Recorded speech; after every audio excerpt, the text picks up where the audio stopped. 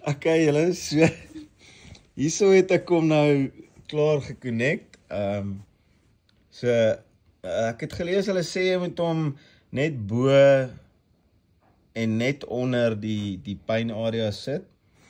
En dan het ek hom nou maar so tussen die rugwervel, hier is die ruggie wat loop.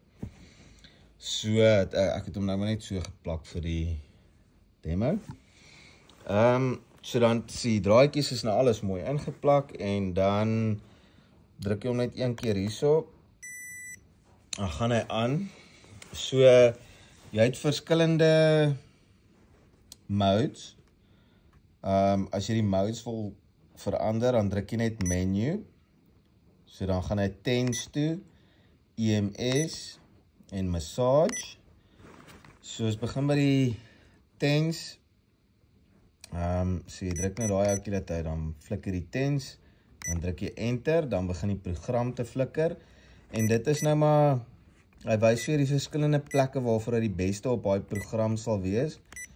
So daar is vir die hele lyf as jy nou genoeg van hierdie draadjies het. Daar is vir die boude, daar is vir die rug, die skouers en so aan.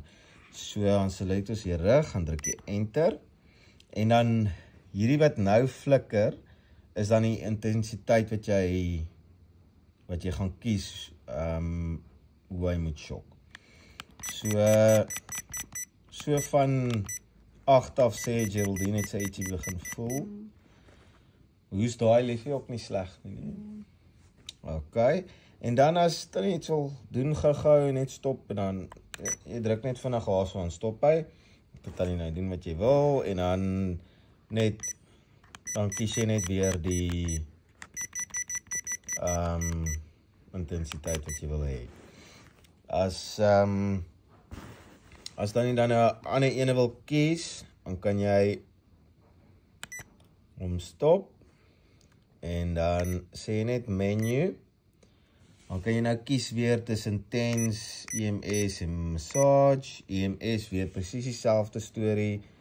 Dan druk jy enter en dan kan jy deur die programme gaan en wys hy vir jou waarvoor watter program die beste gaan wees. So daar so op die rug, dan enter en dan sit weer net die intensiteit. Ja, en daar so wys hy jou hoe lank hy gaan. Hy is op daai setting en hy gaan vir 30 minute so aangaan. Dan sal hy self stop. Dan dieselfde weer met die massage funksie.